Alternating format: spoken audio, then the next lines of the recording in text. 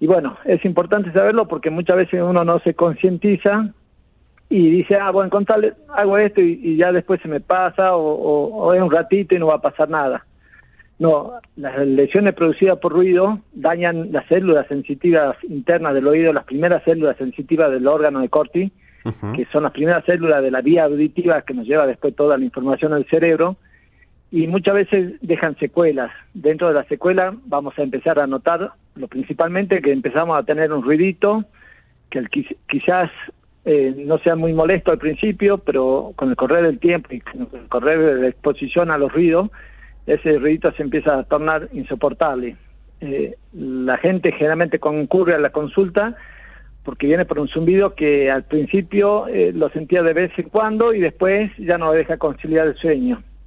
Y la segunda, el segundo síntoma, manifestación que tienen los pacientes, que empiezan a escuchar menos o que escuchan y no entienden lo que le están diciendo, o sea, pierden discriminación de la palabra. Las lesiones producidas por ruidos, muchas veces, la gran mayoría de las veces, no se pueden recuperar. Si es una lesión aguda, por ejemplo, una exposición, una explosión muy cerca, tiene que ser ruido mayor de 90 decibeles, eso es importante. Los ruidos menores, salvo que sean ruido de quizás menos intensidad, pero muy continuos, también pueden producir algo de daño, pero generalmente son lesiones mayores de 90 decibeles los que nos tienen que preocupar. Por eso los controles tienen que ver que no sean mayores de 60 decibeles. Los que ya están expuestos a gente que trabaja en fábrica o chicos que usan mucho auriculares y dicen, no lo escucho muy fuerte, pero lo tienen introducido al auricular y a una intensidad de 90 decibeles, van a terminar produciendo un daño en la célula sensitiva que a la larga le van a traer problemas y molestias. El tema esto de que ahora todo esto es virtual con auriculares, los chicos les gusta escuchar música fuerte, muchas veces no se dan cuenta del daño que produce, pero lo hacen y cada vez, de hace años, no te diría en este año, sino desde hace varios años que ya viene cada vez más la consulta por estos temas, por el zumbido y porque escuchan pero no entienden.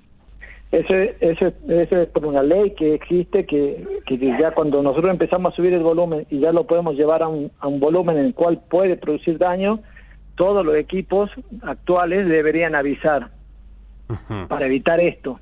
Muchas veces, la mayoría de las veces, todos lo obvian esta advertencia y siguen subiendo.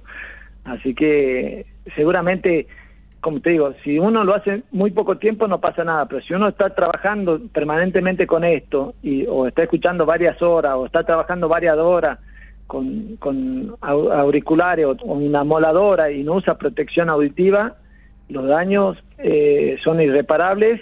Tal cual. Sí conviene usar siempre protección y de buena calidad.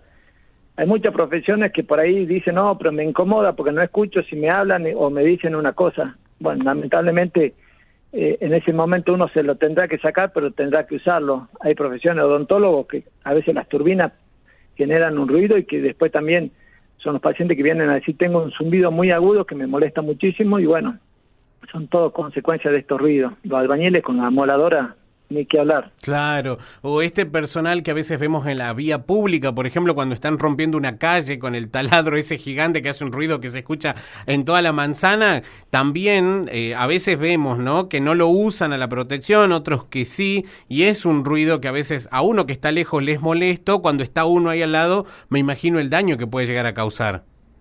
Sí, muchas veces esa gente se acostumbra y cree que bueno, dice, no, ya estoy acostumbrado, no pasa nada, pero a los 40 años ya uno hace una audiometría y ya se ven indicios de trauma y molestia en la parte auditiva.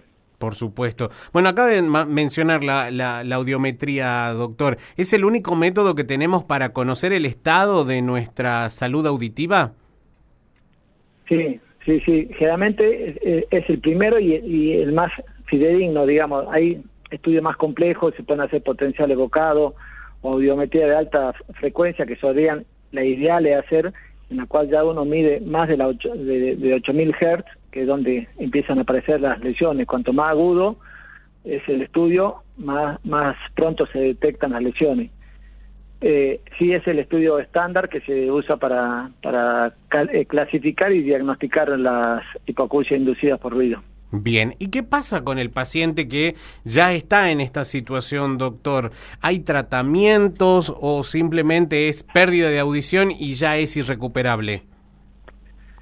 Como te decía, si es un trauma acústico agudo y uno concurre a la consulta, se puede mejorar a base de corticoides. Generalmente se produce una inflamación en las células ciliadas del órgano de Corti que hay que desinflamar. Si uno concurre tardíamente, se pueden dar vasodilatadores que pueden llegar a atenuar un poco el zumbido. La pérdida de audición no la vamos a mejorar. Lo que busca el paciente generalmente es que se atenúe el acúfeno, tinnitus o zumbido, como se le dice vulgarmente, ¿no? Sí, tal cual. Y en esos casos se pueden dar vasodilatadores, complejo vitamínico, pero muchas veces sin mejorías. Bien, ¿y posibilidad de, no sé, cirugías o algún otro tipo de tratamiento existe hoy? ¿Está la posibilidad? No, la cirugía, salvo que uno tenga un trauma acústico tipo una explosión, que la onda sonora rompe el tímpano, sí se podría hacer algo que es para reparar el tímpano, que puede pasar muchas veces en los traumas por explosión. Después, no, ninguna cirugía, salvo que el oído ese quede sordo, completamente sordo, un implante coclear, que sería ya un estudio, sería lo máximo, pero no es habitual que nosotros hagamos un implante coclear en un paciente por una hipoacusia por ruido. Generalmente el paciente ese empieza con audífono, anda con audífono y no se llega a un implante. Generalmente implantes son para otros casos. Entonces sería, si llega a una sordera total, sí, el último tratamiento sería el implante coclear. Bien, doctor, entonces para poner en limpio y para que no tengamos que llegar a estas situaciones tan complejas, ¿cuáles son esos hábitos, esa higiene sonora que deberíamos tener en cuenta todos los días, las 24 horas? Y usar no mucha amplitud en los sonidos, a veces uno no se da cuenta, pero bueno, la lesión empieza por arriba de los 90. Si uno usa a intensidades normales, no tendría que pasar eso. Si uno es joven y va a los boliches, no pararse al lado de los parlantes, que uno a veces siente las vibraciones y le puede llegar a gustar, pero bueno, saber que eso produce daño y mucho.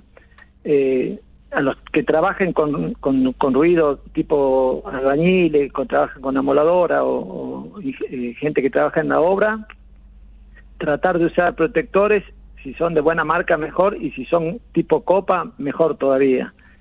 Y avisarle sobre todo a la juventud. La juventud, a todos les gusta escuchar la música fuerte o ver la tele fuerte.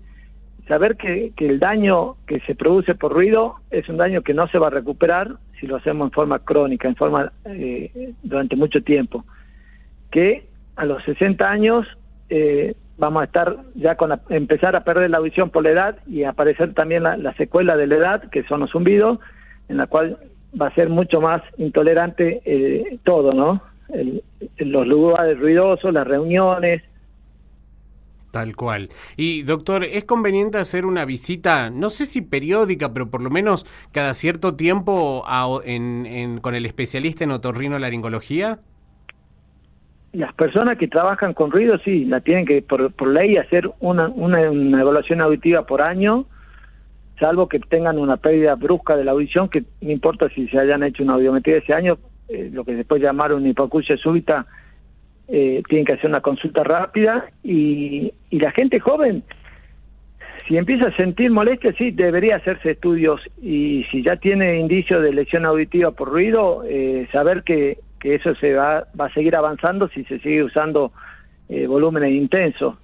Pero lo ideal sería, sí, por lo menos una audiometría por año o cada 2 años los jóvenes. Bien, y doctor, con esto ya lo despido. ¿Algún modelo o algún tipo de auricular uno debiera usar en el caso de que necesite hacerlo, quiera hacerlo, en el caso de los jóvenes, por ejemplo? Porque vio usted que tenemos unos que son muy pequeñitos, que van muy adentro, dentro de la oreja, y otros que, como usted hace rato había graficado, que abarcan desde afuera, pero que no se tiene que introducir. digamos, ¿hay uno que sea recomendable o los dos causan lo mismo si uno escucha mucho el sonido fuerte? Causan el mismo daño si escuchamos por arriba de 90 decibeles. Perfecto. Eso como para que uno lo tenga en cuenta, ¿no? Porque uno por ahí piensa, no, este es mejor que el otro, y en realidad el daño pasa en realidad por el sonido y el nivel que uno lo tiene al volumen. Y por eso los protectores que uno usa, las grandes, como los auriculares grandes, eso protege más porque protege la vía ósea. Si nosotros usamos un auricular grande para intensidad alta, también transmitimos por vía ósea y el daño también es mayor.